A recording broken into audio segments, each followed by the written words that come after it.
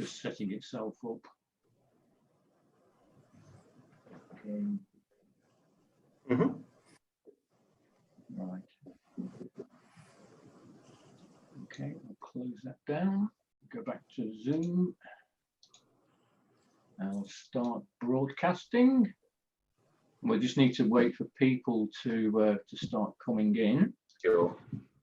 And yeah, they're already joining now.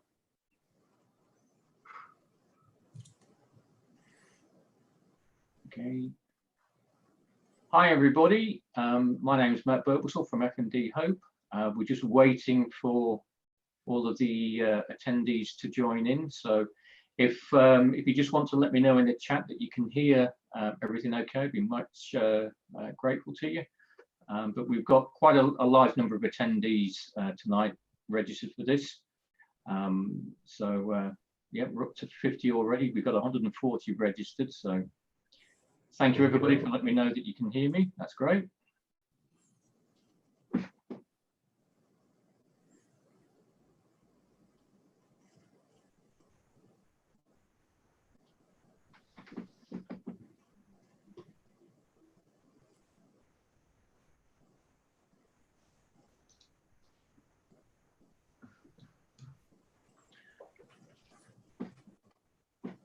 Okay, we're just stabilized around about 56 people, so I think that's a pretty good place for us to start. So with that, like I said, for everybody, my name is Matt Burtwhistle. I'm the chairman of FND Hope UK. So thank you all for joining us this evening. We're very lucky to have Dr. Jason Price talk to us about a topic that I'm sure is quite intriguing to many of us. It certainly is to me. Very much interested in this. So Jason's going to take us through a presentation. We're also very fortunate to have Justin with us as well, who's been working with Jason and will be playing quite a key part in tonight's webinar for us. So with all of that said, I think just before I hand over to Jason, we will have time for a Q&A at the end of the session. So any questions that you have, you'll notice there is a chat facility you can use. There's also the Q&A as well. So please feel free to use either one of those. For those who are watching this on our YouTube channel, again, just type in the chat on YouTube and I'll pick up the questions and pass them on to Jason and Justin. But with that, I'll now hand over to Dr. Jason Price. Thank you.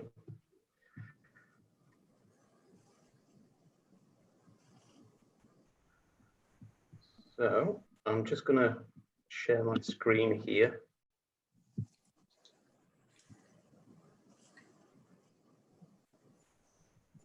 Oh, Matt, it's saying the host has disabled participant screen sharing. Let me allow that for you then, and see if I can get.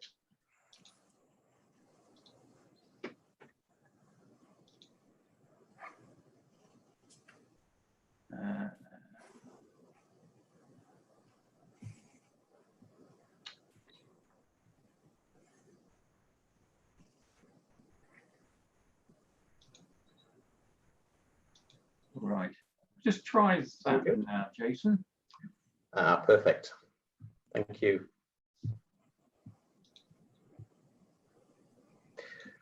Right.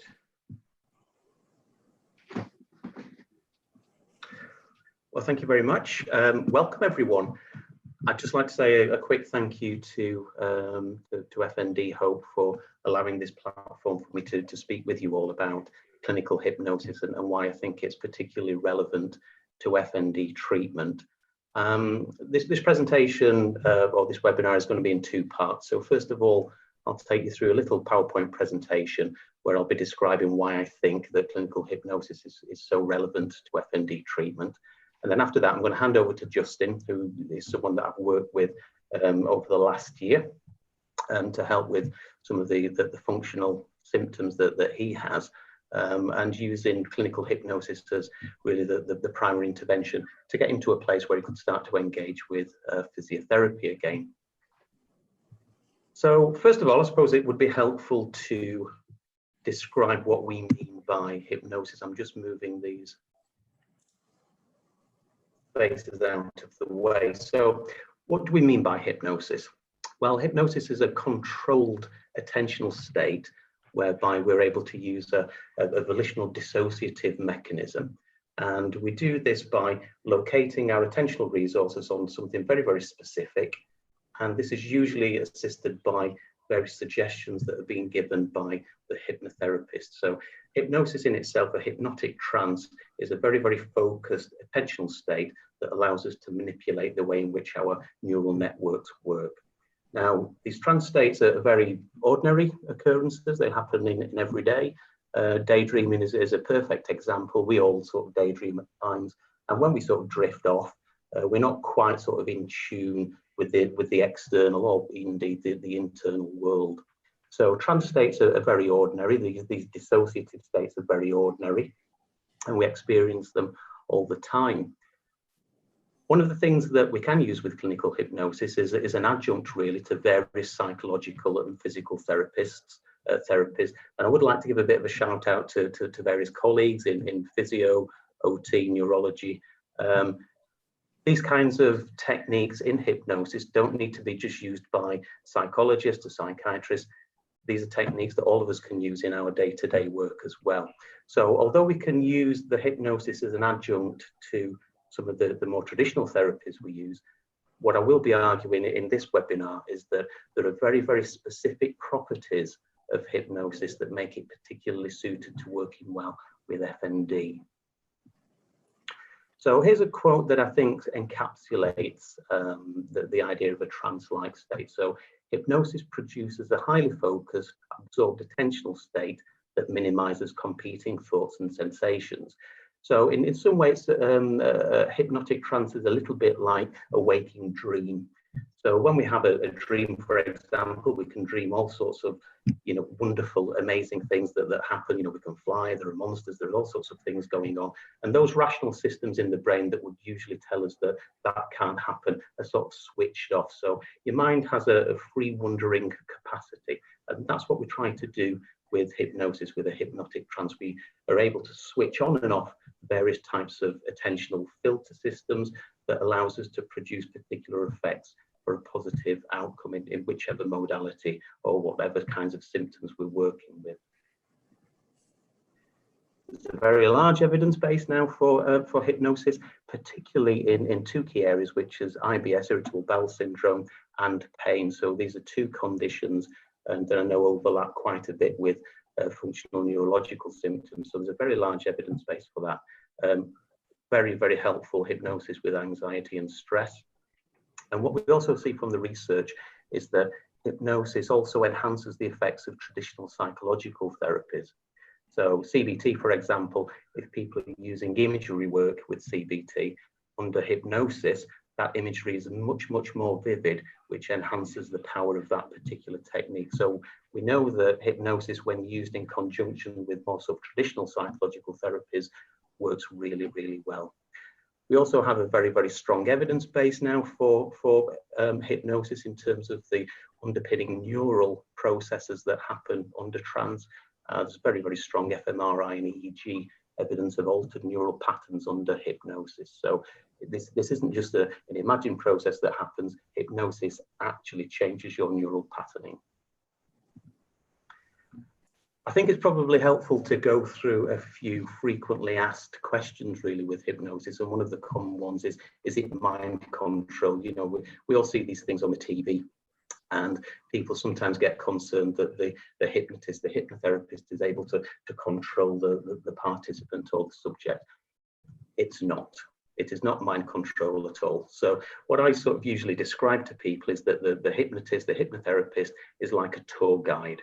And if you want, you sign up to go on the tour and you can follow the tour and you can listen to the hypnotherapist, or you can choose to concentrate on something else, or you can choose to do nothing at all.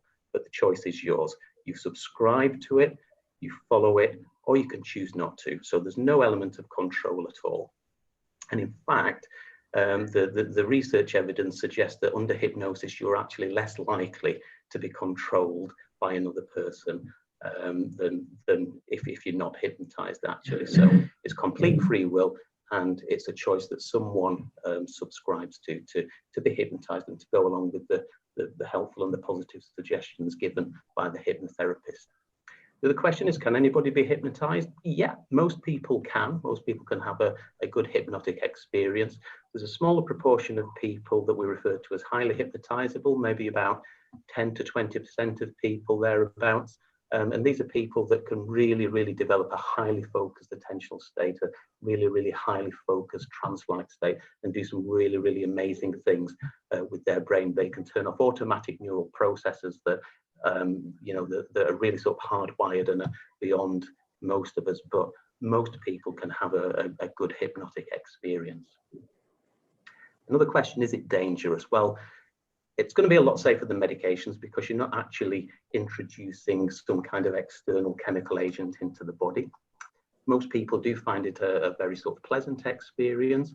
And one of the concerns that some people have is, will they accidentally stay in a hypnotic trance? Will they go into a trance and not be able to come out of it?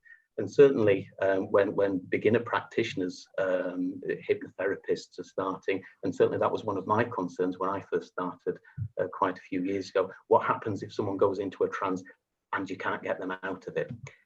That's not going to happen. So if you think that anybody can go into a daydream and not come out of it, it's not going to happen. I've had a few occasions where I've thought that people are not going to come out of a trance, and then I've realized that they're actually snoring, and they've been that relaxed by the experience that they've gone out of trance and they've actually fallen asleep. So that's the only difficult time I've ever had of bringing anyone out of a trance, when they've actually fallen asleep because they've been so relaxed. Having said all this, we do have to bear in mind that, like any kind of a psychological intervention, we can maybe sort of trigger symptoms in people as well, and I'll talk a little bit later about that. But certainly, if we are working on people's attentional capabilities and letting the mind sort of wander around and trying to produce particular effects with that, there is a risk that people with functional symptoms can start to have some reactions to that. So the mind can go to various places that might be upsetting, that might be distressing. It might trigger a less controlled dissociative process. And as we'll talk about later, one of the cornerstones of functional symptoms is dissociation, an uncontrolled dissociation. In hypnosis, we use a controlled dissociation, but obviously, because the two processes work together, it may trigger uncontrolled dissociation, get these ab reactions, and it might trigger a functional symptom. So it does carry a little bit of a risk, but no more so than any other type of psychological therapy. Finally, you are not being put to sleep with hypnosis. So actually, in a hypnotic trance, your mind is very, very active.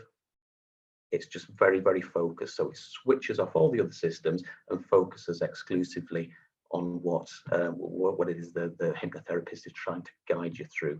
But you are not asleep. You don't fall asleep unless, as I've said earlier, you become that relaxed that maybe you just sort of nod off. But if you stay in trance, trance is not sleep. What we need to come on to now is talking a little bit about dissociation and functional neurological disorders. So we've said that the cornerstone really of hypnosis of trance is to inculcate a focused, volitional, controlled dissociative state to make some positive effects happen. Dissociation is also a cornerstone, a core mechanism in functional neurological disorder. And in terms of dissociation, what people used to think is that dissociation in the early days, when we had people like Freud and Janet and Charcot, one of the ideas about dissociation was that it was a kind of a sort of psychological defense mechanism to protect people from overwhelming and distressing emotions, memories, images, impulses, and various things. So these dissociations would occur when these types of unpleasant experiences were sort of bubbling and about to break into conscious awareness. So dissociation was seen almost as a bit of a circuit breaker.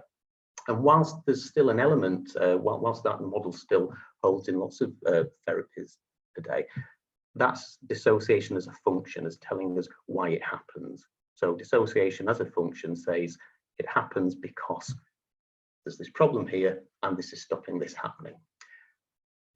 But a more sort of modern contemporary conceptualization of dissociation talks about dissociation as actually a mechanism, as a neurocognitive mechanism, as the result of attentional processes being manipulated and moved around. And this definition from the American Psychiatric Association now says that dissociation is a disruption or a discontinuity in the normal integration of consciousness, memory, identity, emotion, perception, body representation, motor control, and behavior. So these normally integrated functions of bodily control, of perception, of sensation, of cognition, usually all work together in harmony. In functional neurological disorders, those systems are broken, usually by sort of various lines of attentional processes that aren't working properly, and we get this decoupling, this dissociation. So dissociation, as we understand it now, it can be a function, it can be some kind of a mechanism for protection, but what we're interested in here, particularly with hypnosis, is dissociation as a mechanism, how it happens. So why do we think hypnosis might be particularly useful with treating FND? Well, hypnosis and FND share the same primary process, which is one of dissociation. In FND, that dissociation is uncontrolled. In hypnosis, it's the opposite. It's a controlled dissociation. So that means that we're working on the same primary process. One of the other things that's sort of particularly interesting in working with hypnosis and FND is that because we don't necessarily have to worry too much about the function of it, and again, there are all sorts of different models and theories about why functional neurological symptoms develop and how they're maintained. Sometimes we might not be able to find a particular cause or a particular trigger, and that can be a little bit of a barrier for some types of therapies, some types of psychological therapies. Because with hypnosis, we're actually working on the mechanism, maybe the cause isn't so concerning.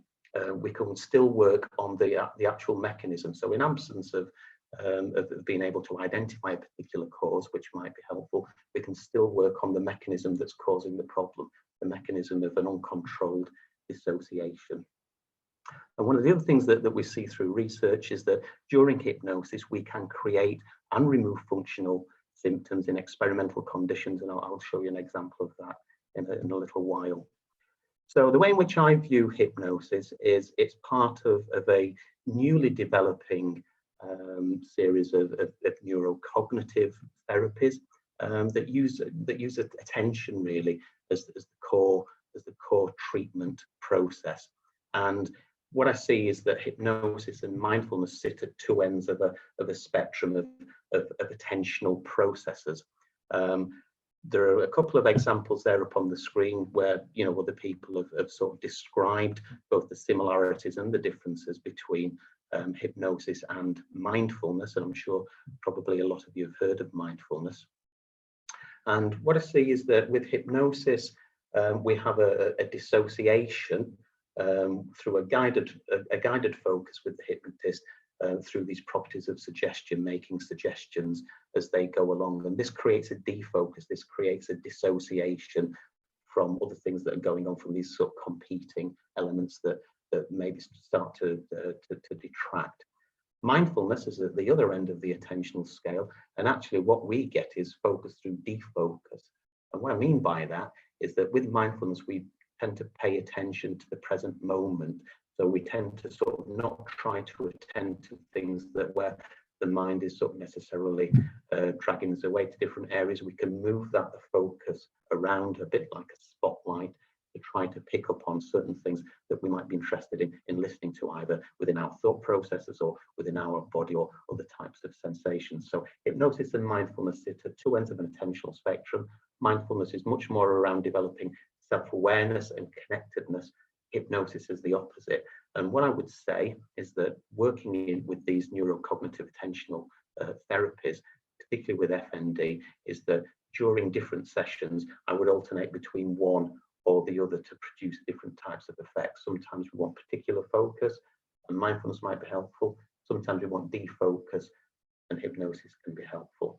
And as you can see on your screen, we've already started to develop, I say we, not me personally, but the research and clinical community in FND have already started to do research on these mindfulness and attentional-based therapies. So there's that study from Gaston Baslet and colleagues, so mindfulness-based therapy for psychogenic non-epileptic seizures, and that's offering quite a lot of promise. And I see hypnosis being on the same kind of treatment spectrum.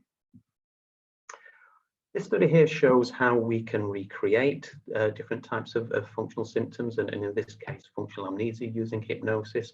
So in this particular study, what they did is that they hypnotized people, showed them a series of faces, and under hypnosis, they were told that they were going to be shown a series of faces on a computer screen. And when they saw the faces that they had previously been shown, they wouldn't be able to remember them. They wouldn't be able to recognize them. So, well, of course, you know, if you're asking sort of people, do you remember this? Well, you could just sort of say no. But what they actually looked at were EEG changes, and looking at the different types of electrical processes going on in the brain. And what they were particularly interested in was a particular area at the back of the brain that's involved in facial processing. And what they found was that the hypnotized participants in this research, when they were shown the faces of people they'd previously seen, but under hypnosis they were told to forget them, there were changes in the back of the brain, which is involved in facial processing, where there was an inhibitory process. So it's almost as though the instruction that you will not remember these faces actually dampened down the ability of the brain to recall those images.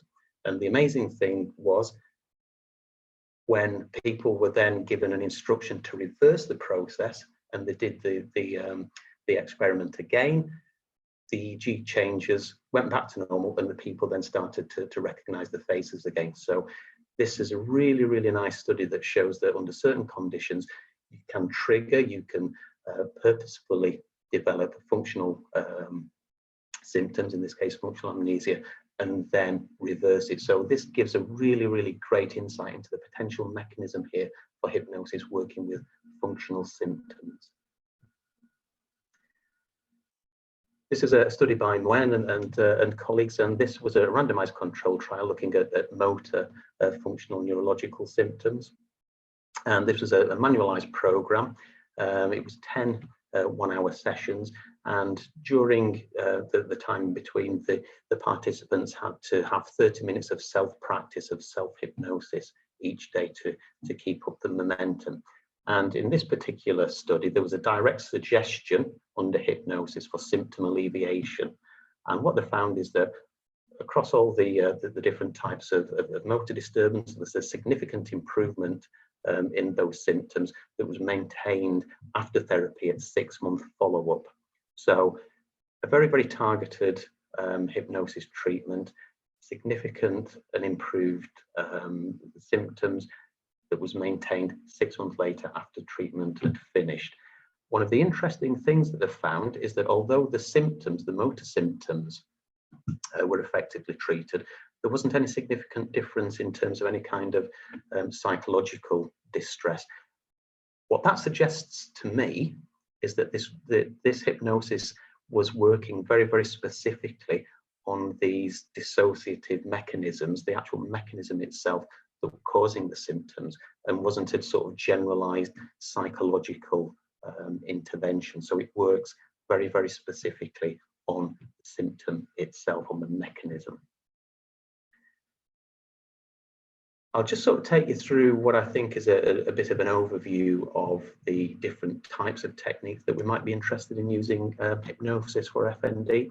So at a very basic level, it's absolutely wonderful for very, very rapid relaxation. So within 15 minutes, you can get people who are very, very anxious, uptight, really, really calm and nicely relaxed. And that's helpful in any kind of a situation. So it's great for very, very rapid relaxation. We can also use it as a positive distraction and attentional refocusing, particularly for pain. It's really, really good for being able to take that attentional spotlight away from pain. And again, pain is such a big problem for people with FND. If we can also work with that, that's going to have an added bonus as well. And again, because with hypnosis, we're developing a focused attentional state where we can move our attentional spotlight around what's going on in our minds and our bodies. We can help people develop a more rapid awareness of their different emotional, physical and cognitive states. One of the things I sort of try with people very, very quickly is if I see people are very sort of tense or sort of distressed or anxious, and sometimes people don't realize that they are. So sometimes people that have sort of chronic stress or anxiety states, that becomes their normal. So when I see people in that kind of a situation, I might check in and ask how they're feeling. They might say they're feeling okay. I'll ask them to maybe rate on a scale of 0 to 10 how relaxed they feel. They might say 7, and then maybe I'll say, okay, well, should we try this little exercise, a little bit of hypnosis for relaxation, and see if that has any effect. And generally within sort of just 10 to 15 minutes after that, I'll ask them to rate again, and their levels of relaxation have sort of gone off the scale. So it's very, very helpful to say to people, you thought you were relaxed before, can you see the difference now? So you're getting people to become aware of different types of physiological as well as emotional states as well, which can be really, really helpful in trying to work out sort of prodromal symptoms for functional symptoms, and just getting a bit of a general awareness of people's emotional and physiological state. We can also help develop what we refer to as resource states. So this is sort of particularly helpful for people to develop confidence. So under hypnosis, we can get people to use very, very vivid imagery to increase confidence, to maybe identify sort of key anchors, key individuals in a person's life that they can strongly identify with, so that if they're in a difficult situation, they can almost sort of embody the strength, the skills, the experience of a particular individual or some kind of a character that they can carry through that situation to keep them grounded. At a more advanced level, what we might be talking about in terms of the functional symptoms is these ideomotor suggestions. So this is where we might more directly suggest to people that they start to utilize maybe different bits of the body that are not working because of the functional symptoms, or different sort of cognitive abilities that have been debilitated by functional symptoms. So what we might get with an ideomotor suggestion is getting people to imagine that their arms or legs are maybe lighter or heavier, or are doing sort of various things. And then we can also make these cognitive suggestions. There's research and actually this kind of imagery is recommended in the National Clinical Guideline for stroke recovery. So using sort of mental rehearsal and mental imagery actually aids in neurorehabilitation, and the same principles should hold for rehabilitating functional symptoms as well. And then finally, what we might want to do is try to recreate these dissociative experiences to help people gain control and mastery over the experience itself. So when people have dissociative non-epileptic seizures, these are uncontrolled dissociative states. And so what we might want to do with hypnosis is to teach and train that person, start to recognize a dissociative state and actually then gain control over it.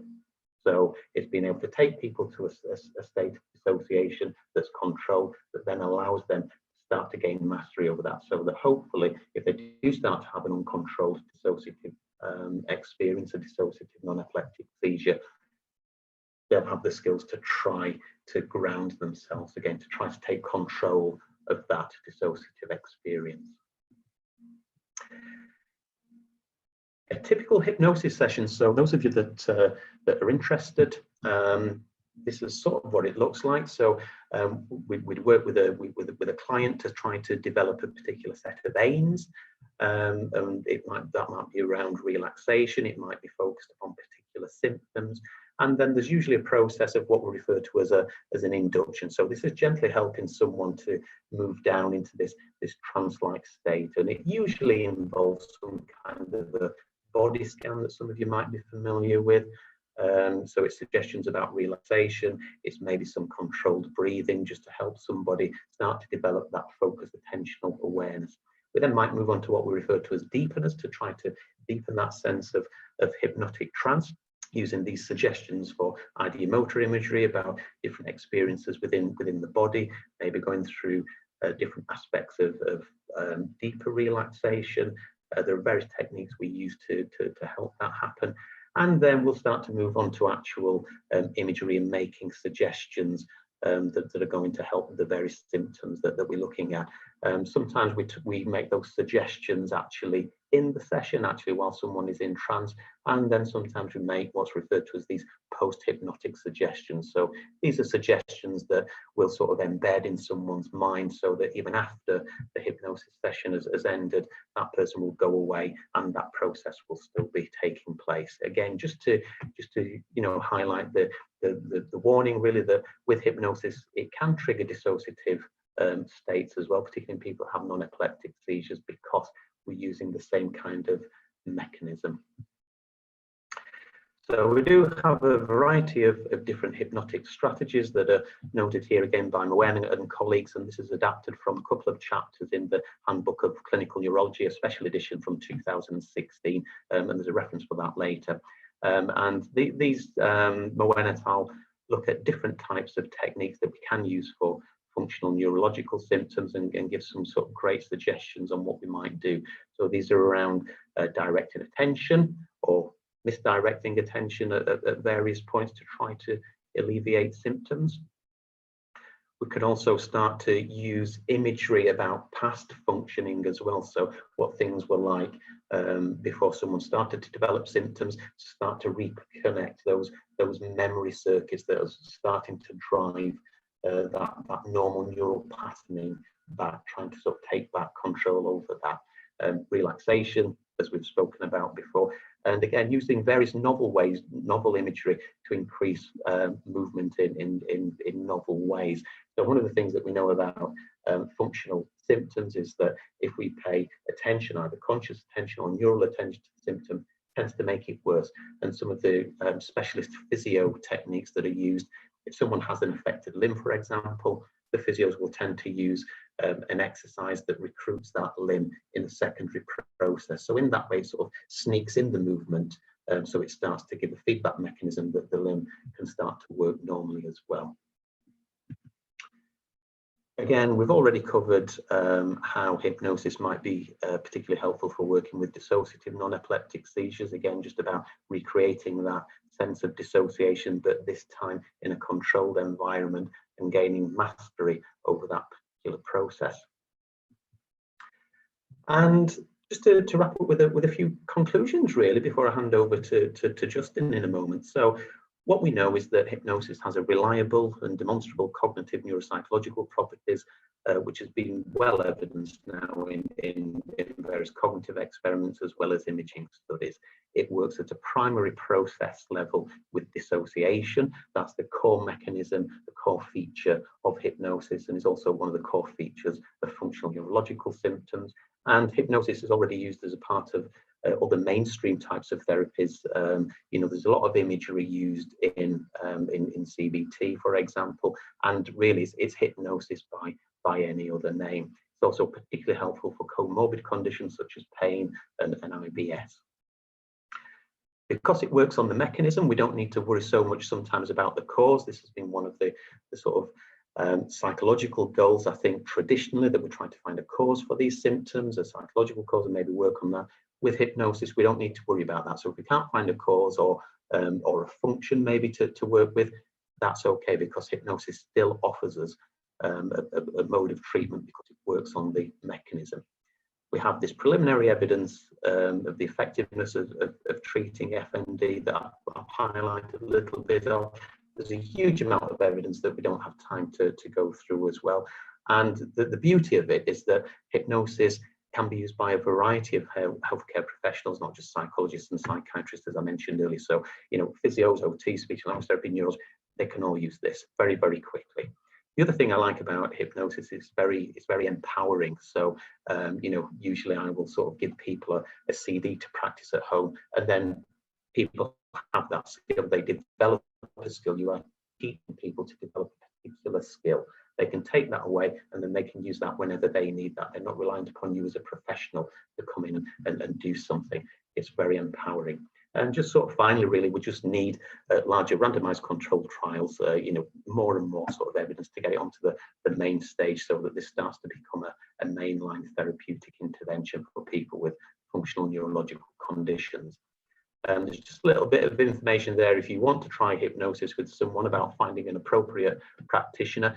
If you can, do try to find a hypnotherapist that has a parent professional background. The reason being is that hypnosis itself isn't a regulated title, so you need to ensure that you have protection by finding someone that's appropriately qualified in a sort of a professional parent background, so a registered psychologist, psychiatrist, nurse, OT, etc. And the American Psychological Association, their Division 30, Society of Psychological Hypnosis, says that clinical hypnosis should only be conducted by properly trained and credentialed healthcare professionals. So if you can find one of those, that would be great. If you can as well, obviously try to find one that does have some experience of working with FND. There's a few references here that people can take away. The British Society of Clinical and Academic Hypnosis that you can see on the top left hand of the screen. So this is a UK organisation that is primarily healthcare professionals, so that's GPs, psychologists, psychiatrists, nurses, OTs, etc. There's the Australian Society of Hypnosis, there's the American Psychological Association Division 30. The British Psychological Society has a position paper. It's a little bit old now, and hopefully we might get to renew that at some stage. Down on the left-hand side, there's a little paper I did about hypnosis and functional neurological symptom disorder, going into a little bit more detail about the science behind it. And then there's the Handbook of Clinical Neurology, where the two great chapters in there by Quinton Deely, a neuropsychiatrist in London, that explains the history, the formation of hypnosis and its application to FND. And just to mention, the Functional Neurological Disorder Society have had some really fabulous webinars over the past 5 or 6 weeks or so that goes into some of these concepts in a little bit more detail as well, not particularly about hypnosis, but some of these ideas about dissociation and the different types of mechanisms involved. So check that out if you've got time. And then finally, there's a list of people to Google if you're interested and you want to go away and look at some of the really high-end cognitive neuroscience research in hypnosis. And with that, I'll just about to hand over to Justin, and he can tell you a little bit about the work that we did together to help with his functional neurological symptoms. So I hope you enjoyed the presentation. I hope you took away something positive from it, and thank you very much for your attention.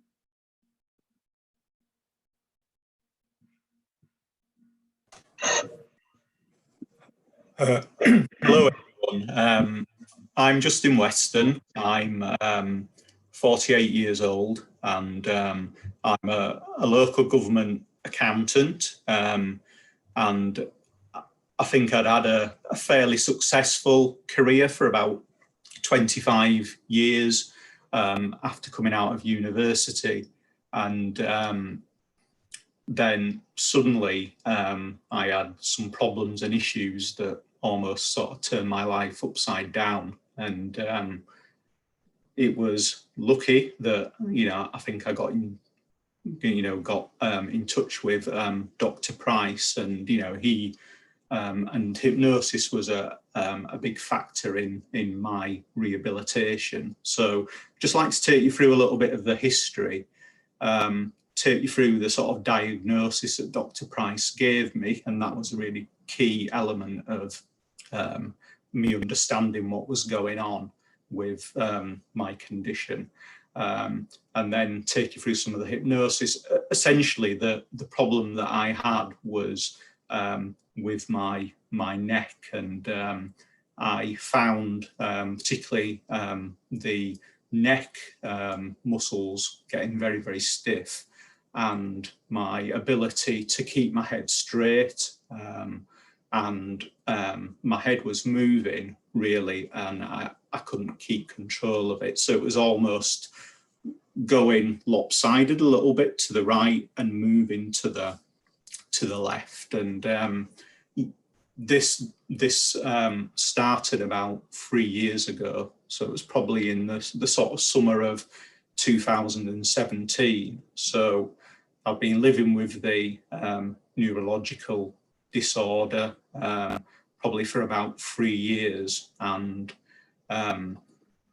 initially I found problems at work, sitting in meetings, being able to keep sort of upright, and you know, really struggled in with my neck movement from left to right.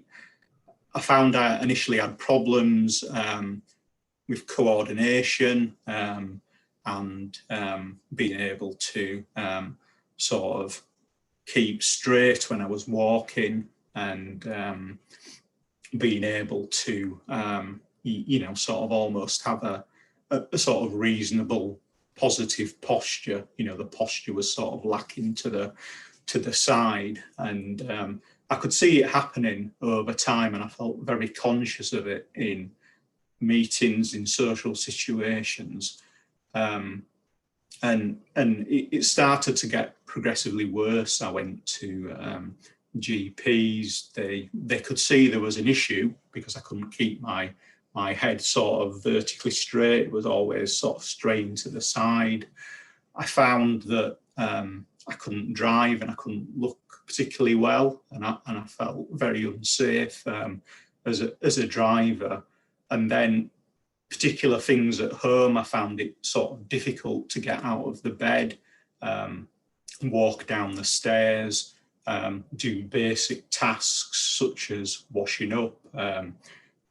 Buttering bread and toast became quite difficult, and I felt almost like my head was going over to the side like that, and I needed to sort of keep using my hand to straighten my neck, and it was almost as if the muscles were so tight that you know, I was almost looking permanently to the left and my head was going over to the right hand side, and progressively it got more of a problem. It came on over time, but it did start getting worse. I used to get the training to work, and there was a couple of times when I got up and I almost felt as if I couldn't turn right and right again to get off the train.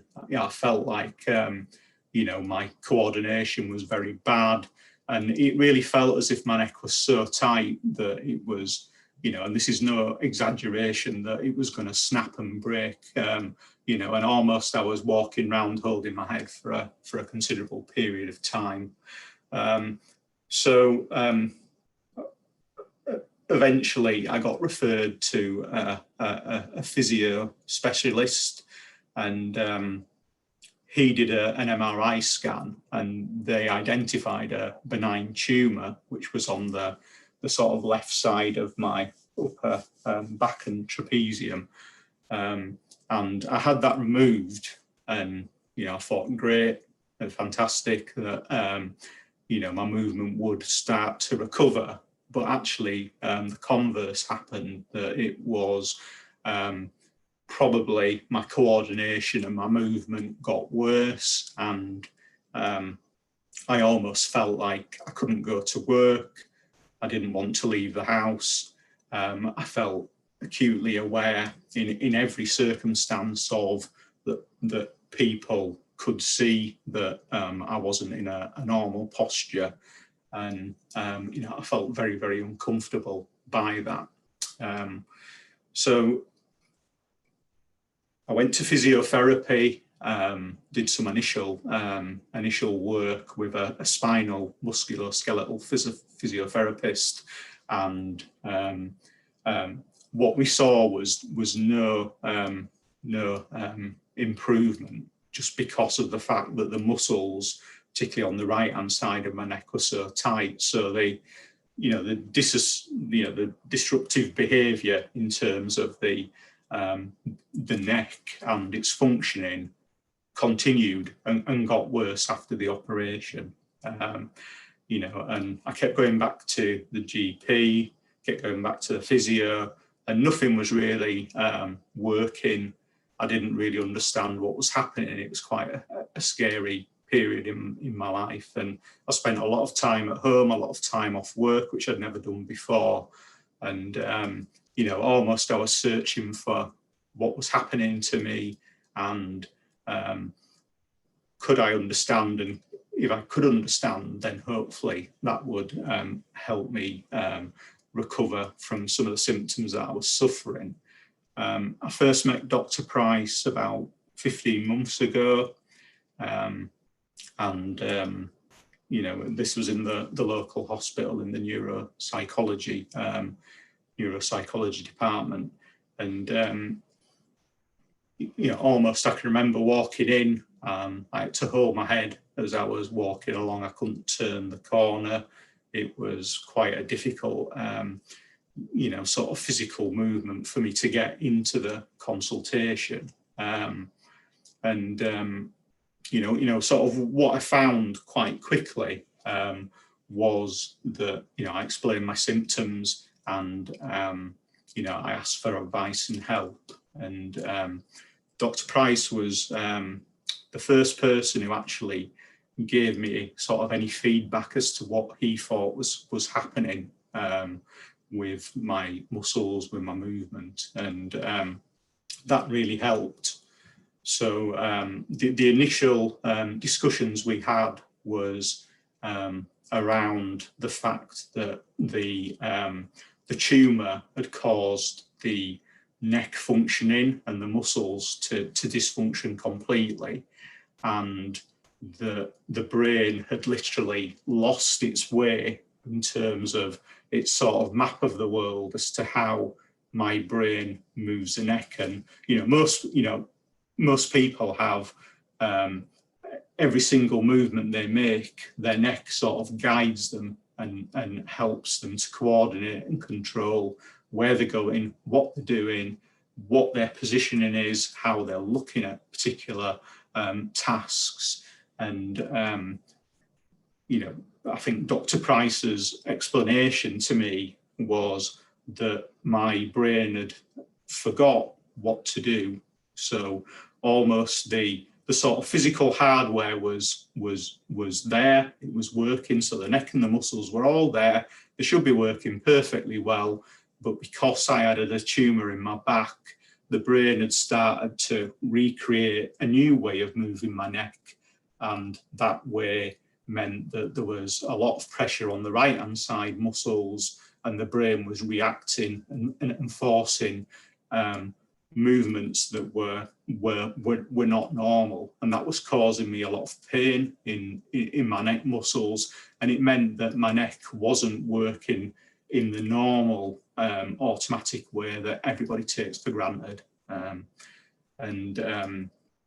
You know, I think it was really sort of, you know, almost sort of a breakdown in the sort of software of the brain. So the brain couldn't remember what to do, and as a result, it was trying to do what it thought was right, but it wasn't right, and it was causing me a lot of movement problems and a lot of pain in the muscles in my neck. So one of the key things was the diagnosis, almost that there wasn't really anything that was seriously wrong with me in a medical sense, but almost that we had to retrain the brain to remember the correct neck movement and to try and get it back and educate it over time. And I think Dr. Price told me that, you know, this will be something that might take a long time because you know, the sort of science around how the brain learns and how it recovers from particular issues can sometimes take quite a lot of time. But if you are aware of what the problem is and you've got like a clear plan as to what you need to do to resolve that, then you know, that's a real positive step in the right direction. And you know, I think for the first time I felt like I understood a little bit more about what had happened to me, and that, you know, I could retrain my brain to move my neck properly up and down, to the left and to the right, and that there wouldn't be, the brain would be compensating to try and think that I was doing incorrect movements. So one of the first therapies that we did was around hypnosis, and you know, I'd like to sort of echo some of the comments that Dr. Price has said, that it's, you know, initially I felt a little bit nervous. You have a defined image of hypnosis, which is very much from the TV. It's something that, you know, someone can hypnotize you and then suddenly you lose all control and you start doing all sorts of crazy things. I never sort of felt that, but I did feel a little bit nervous undertaking hypnosis. But the first session that we did, I sort of walked in, you know, I was holding my head because the muscles were so tight, and I sat down, and the first thing that we had to do was to look up to the ceiling and to focus the eyes quite hard on looking up at a particular point on the ceiling and really concentrating and focusing hard on that. And eventually your eyes got tired, you felt almost a sort of disconnect. You know, I would feel very, very conscious about my neck, and I would focus on it all the time to see how well it was working, and whether there was any problems. But by sort of being able to focus on something else, that disconnected my brain from concentrating all the time and having that really high flow of information. So, you know, I focused on something else and then closed my eyes and felt a really sort of rapid sense of relaxation. And almost the process was for that relaxation to start in the top of the head, to move down and to go all the way down the body. So it was almost a process of allowing all of your muscles in your body to relax, and to allow that focus and tiredness of the eyes to really help you relax your muscles. You know, all of the time I was completely in control of what was happening. I was aware of it, but I felt very relaxed. We then focused on breathing, and I think breathing is really important, because breathing allows you to relax, but it also allows you to sort of meditate a little bit and to find a state that works quite well with you, you know, with your own, you know, sort of getting to a point of where you feel completely relaxed and in control of yourself. And the breathing and meditation works quite well. So at that point, Dr. Price pointed me to, do you still have any muscles that feel quite tight, quite, you know, sort of hot or cold, and that are really causing you any issue and which you haven't been able to relax? And then we talked through a process of sort of trying to bring in a really sort of cool, you know, most of the muscles, if they're very tight, feel quite hot. So we talked through trying to concentrate a really strong, powerful, cooling presence, and to try and shine almost a light on the muscles that weren't conforming and were quite tight, and to try and do some extra work to relax them. And, you know, I felt that worked really well. And, you know, I managed to almost focus on the muscles to sort of de-stress them a little bit, and to sort of calm them down. And the process probably was about 20-25 minutes. I'd gone in there very, very tight, anxious, and after the hypnosis, which, you know, I felt very much in control of, I came out and I probably could walk relatively normally. My muscles felt a lot more relaxed, and almost I've been able to switch the brain off for a period of time that really helped me to gain some sort of semblance of balance in the neck, in my top of my shoulders, and a little bit more control than I'd had. So we did this probably about 3 weeks running, and then Dr. Price, as he's spoken about, gave me a self-help CD, which almost taught through the sessions that we had and gave me something that I could use at home. So in the sort of early stages, I would probably listen to the CD. It was probably 25 minutes long.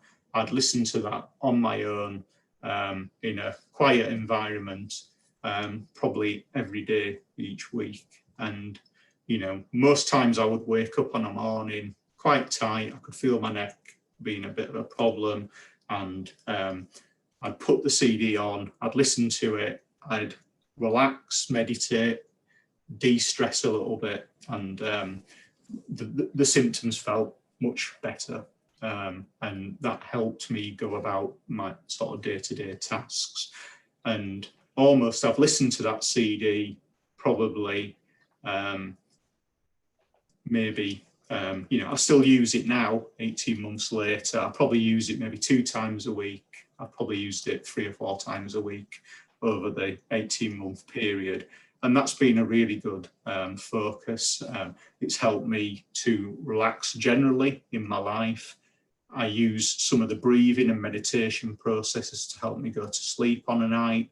If I'm in a meeting at work and I'm finding that things are quite stressful, or if I've got a lot of work to do, I do concentrate on some of the principles of trying to sort of self-hypnotize and to find that transient state where almost you feel like the other factors that are restricting you are almost taken away. And you know, it's been really, really helpful for me. I'd absolutely recommend it to anyone with any type of functional neurological disorder. I think that that it's really helpful, and you know, it's really helped me in my recovery. You know, I've gone, I'm working full time now. I still have some residual issues, but I do think that the vast bulk of the problems that I had, and you know, not being able to do simple tasks, not being able to coordinate, not being able to walk properly, all of those things have gone away. So that's really good. One of the things that I wanted to mention is, I was going to say, have you got time for a few questions just to bring in? Yeah, sure, yeah. Yeah, Matt, do we have a few questions?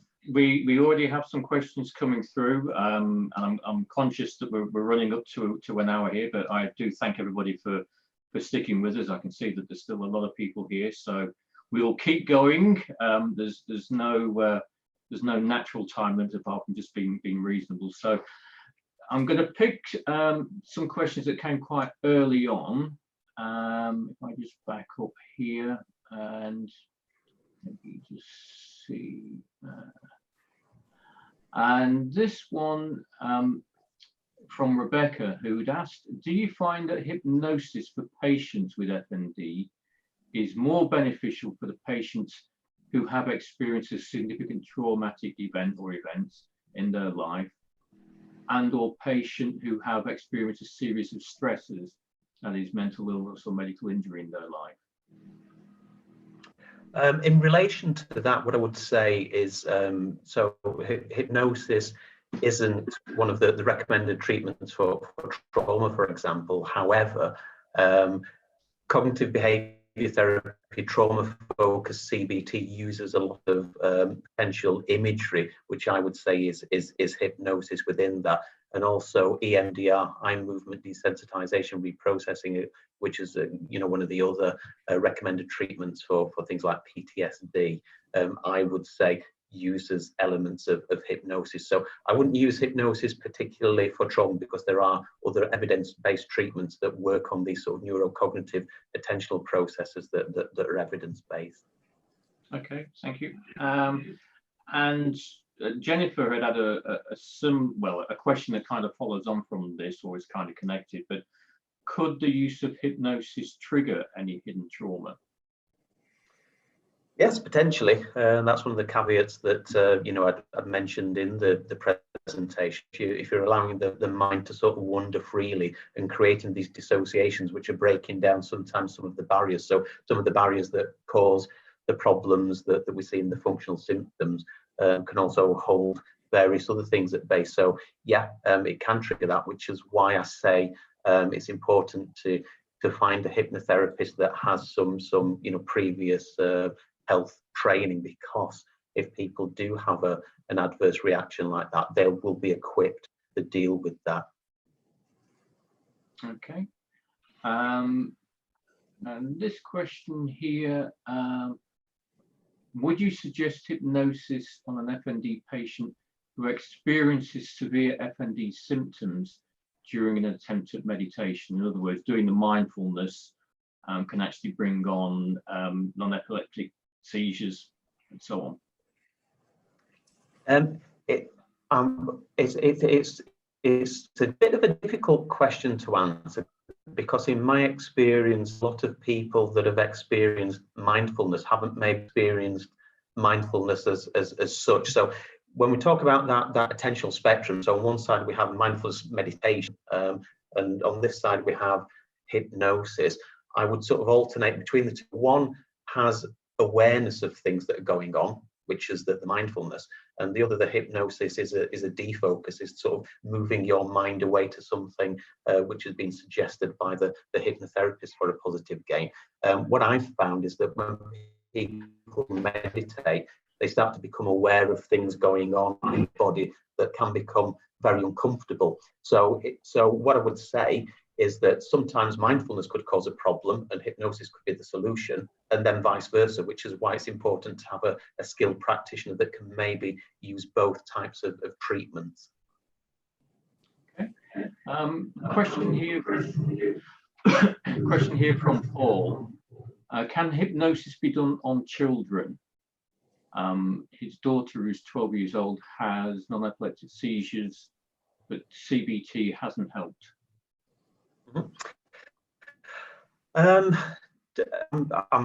think there's evidence out there that looks at using hypnosis with children for things like sort of pain and stuff like that. So yes, it can be. In relation specifically to children with functional disorders, I wouldn't particularly like to comment, because I don't work with children, I just work with adults. So I wouldn't want to sort of step beyond you know, my sort of knowledge and skill base in sort of saying how well that might work in a pediatric population, but there's certainly evidence to suggest that it does have difficulties. Okay. Okay, and a question here from Peter.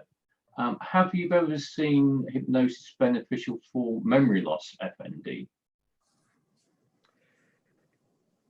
Yes. Now, there's a randomized control trial by Jonas Lindelof from 2017, and what he did, he used hypnosis on a population of people with traumatic brain injury. Now, the rationale for that was that there's some evidence that suggests that hypnosis can help rehabilitate or improve memory, and that's the kind of angle that he was coming at it from.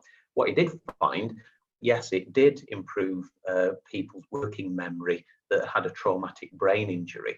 And what his conclusion was is that I don't think he was suggesting that the hypnosis had sort of repaired neural damage from the TBI, but what he concluded was it seemed as though there was some residual function in the brain that was being tapped into by the hypnosis, and through personal communication with him, what he was talking about was that concept of sort of functional overlay, that people with traumatic brain injury might develop functional symptoms, but those functional symptoms just get ignored in the way, because it's been sort of acknowledged or being explained by the brain injury.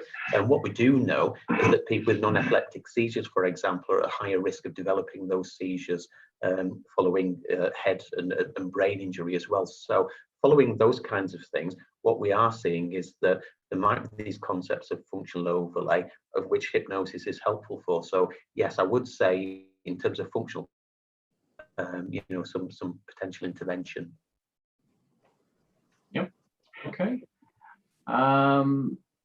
Question for Justin here from Rebecca. She's asked that you mentioned focus on breathing allowed you to relax and to focus on yourself. And the question is, yeah, did you find that helpful in terms of addressing the FND symptoms that you were having? That ability to be able to use the breathing technique and to help the relaxation? Yeah, certainly, because you know, I felt that you know, generally you know, I had a little bit of trouble relaxing even before I had the FND symptoms, and you you know, almost it made sense. You know, I don't think that anxiety in general causes, you know, FND symptoms or your muscles to be tight, but I did find that very, very helpful, and you know, it was probably something that, you know, I hadn't focused enough on in my life. Generally, I had a very busy life, and you know, a lot of pressure at work, and you know, that automatically causes your muscles to be quite tight. So I think that if I'd have been better at relaxation and breathing before, it would have generally helped, but it certainly helped a lot when the muscles were really, really tight and they were causing proper neurological movement disorders. So yeah, absolutely. Thanks, Justin. Here's a question quite relevant given our current circumstances with COVID, but can hypnosis be done online, or does it have to be face-to-face? No, hypnosis can be done online. So there has been research that's looked at, you know, obviously I was mentioning earlier, I've made a CD for Justin to take away and practice at home, and that's quite a common practice with hypnosis treatment as well. So doing it online, doing it by CD, there is some research evidence of using a CD as opposed to actually in session, and they seem to be of equivalent value. What I tend to find with people is that people prefer to have a few sessions face to face, just to get them used to the experience, and then that the CDs are equally as effective. But yeah, it seems as though the effect does sort of happen. If you can have the sessions first, though, a few sessions just to get people used to it, and then take the CDs away, that would be probably my suggestion. Yeah. Okay. Natalie has asked is, can you do hypnosis if you have a functional cognitive impairment?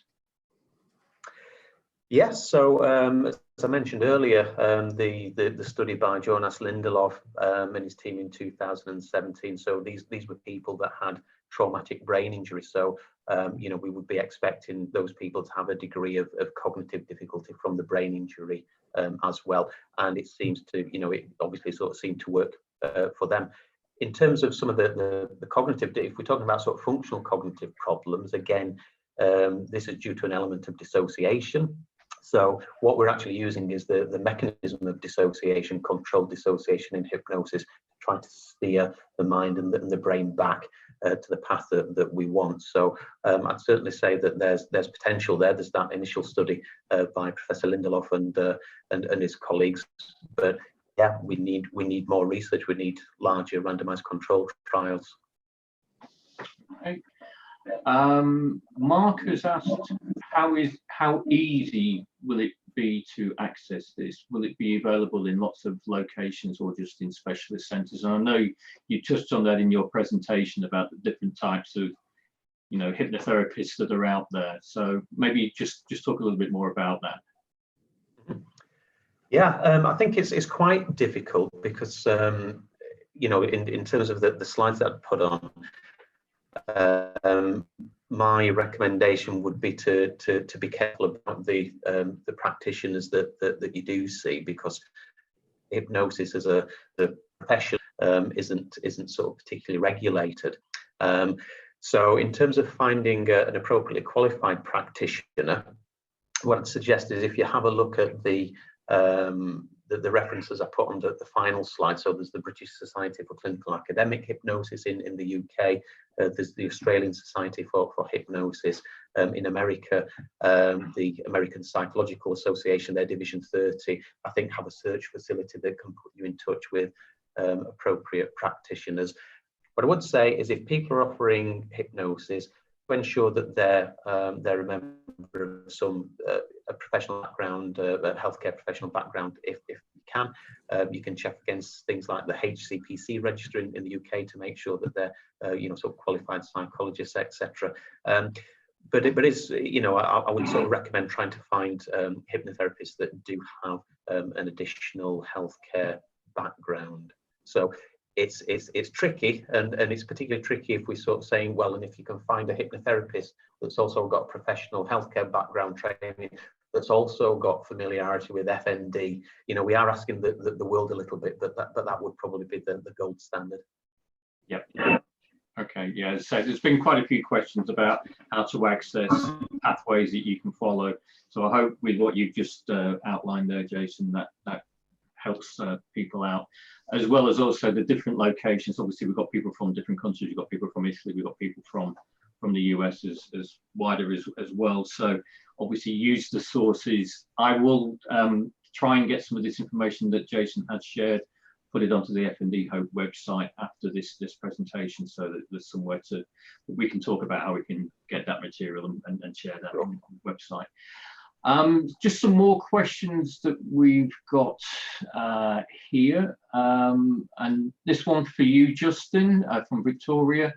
You mentioned seeing a spinal specialist physio, but did you ever get referred to a neurophysio?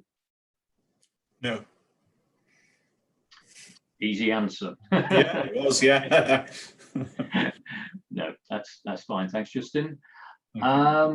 Matthew has asked a question here to you, Jason. You mentioned about not offering hypnosis for trauma, but you might in non-epileptic seizures. If we are working on the basis of NES being the result of or due to trauma, would hypnosis be suitable or an alternative? Yeah, I mean, in relation to trauma, so if we're saying that someone might be having dissociative non-epileptic seizures because of a trauma, then what I might do is to use the hypnosis to help people get control over the uncontrolled dissociation aspect, but I wouldn't use it particularly to explore the trauma. Does that make sense? Does that answer the question? So there are obviously evidence-based treatments out there that we use for the trauma effect, but we could look at using the hypnosis to, you know, again, it's that difference between function and mechanism. So whilst I wouldn't necessarily use it for the function, which might be to protect from overwhelming sort of distress, we could maybe look at it as using it for the mechanism, which is that uncontrolled dissociative process to gain a sense of control and mastery over that. Yeah, that's okay. Just going to YouTube here, I can see Mina, I hope I'm pronouncing your first name correctly, but she's just asked, is EMDR a type of hypnosis? Well, if you ask people that do EMDR, they'd probably sort of say no. What I'd sort of say with all these kinds of what I might refer to as sort of neurocognitive type therapies, because what we're talking about is we're not talking about talking therapies. So when we talk about hypnosis and mindfulness, they're referred to as sort of third cognitive therapy. So we've moved beyond a talking process, and we're actually using, you know, these sort of various attentional processes and experience process to sort of try, you know, sort of different therapeutic approaches.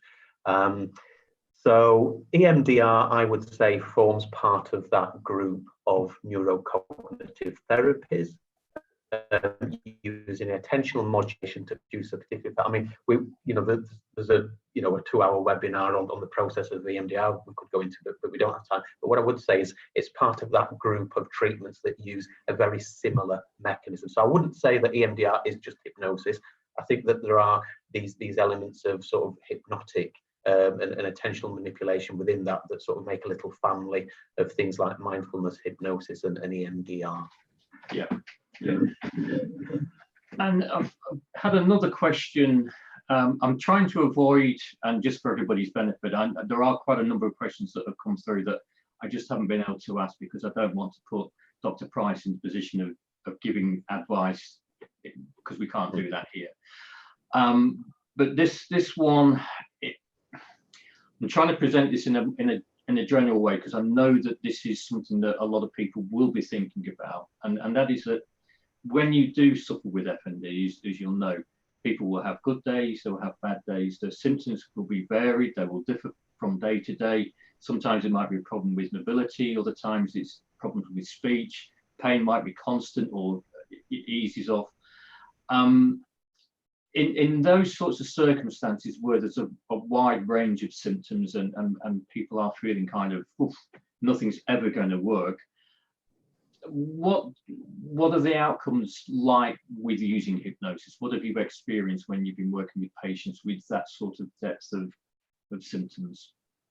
Well, I think what you can do obviously is you can look at individual symptoms and see if hypnosis works on those particular things. So as Justin said, although he presented really with a sort of motor movement disturbance, you know, the other big problem for him was pain. So in terms of the hypnosis, we didn't just work on the ability to regain control over movement, but we also used hypnosis to help to gain a better control over his pain levels, which then facilitated the movements.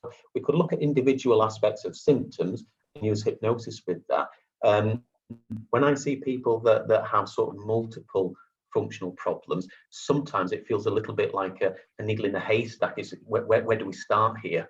And sometimes what I prefer to do is to maybe take a more sort of holistic approach. So where I work, we use something called acceptance and commitment therapy, which is almost an amalgam between sort of behavioral activation, goal generation, and mindfulness. So it incorporates those kinds of attentional processes through mindfulness, and it's all about helping people develop a value-based living. So always with FND, we're never sure that we can get, you know, we can get rid of the actual you know, sort of physical symptoms, and I think all the latest evidence would suggest that if we try to do that, you know, it might be a disappointing goal. What we need to try to do is to look at someone's holistic presentation, look at what will improve their quality of life. If we can target specific symptoms, great, but if people present with a multiplicity of difficulty, we might want to try a more sort of holistic approach and look at improving people's quality of life. Hopefully what we see, if we do that and we're successful at doing that, the symptoms do start to improve as well. So, you know, I would use a more holistic approach such as acceptance, commitment therapy. A part of that is mindfulness, which I see again as part of that attentional therapy family. Yeah. Okay, that's great. Well, we are coming to the end. I would suggest that we wrap up in the next 2-3 minutes. So if anybody has got a question that they're burning to ask, please fire it in now. Just whilst we bring things to a close, just a couple more questions for you, Jason.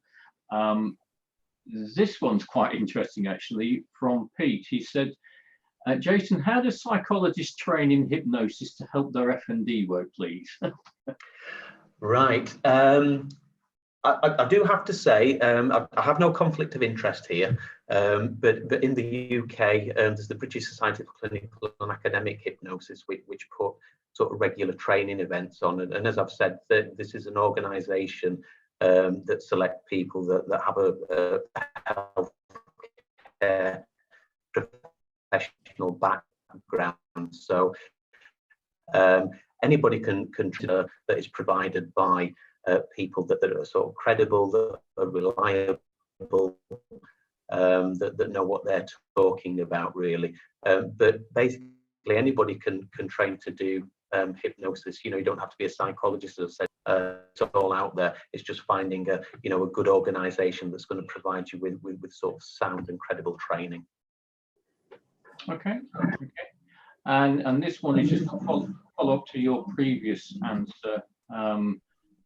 And Sarah has asked, because you were talking about the holistic approach, but she said, how would we access the holistic approach acceptance? Sure. Again, it's, you know, this is all down to your sort of local providers, I guess, and the kind of approach that they take. So it's not sort of necessarily something that you can search for in terms of a therapeutic approach, but things like acceptance and commitment therapy are becoming very, very mainstream. Certainly within psychological service provision. That there are sort of various organisations and services that provide that, but it again, it's that postcode lottery that I know everybody in the FND community feel. You know, you get one service next door in the next region that you can't access, that's got all the bells and the whistles, and you might have virtually nothing in your area. So unfortunately, it is that postcode lottery. Yeah. Okay, well, that's a great place I think to stop. I'd just like to thank you, Jason, very much for your time. And can I thank you as well for your great hosting, and obviously I've got to thank Justin again. Justin's helped me out on quite a few occasions now, and I'm very grateful. So thank you. Yeah, Thank you. yeah, Justin, it's been great to have you. I think a lot of people have appreciated your honesty and the fact you were willing to share with us this evening. So thank you from FND Hope as well. Yeah, that's great. Thank you. No problems. With that, everybody, we will say good evening. Thank you very much. Good night, Thank you. everyone. Or good morning, Good night. depending on where you are. Yeah.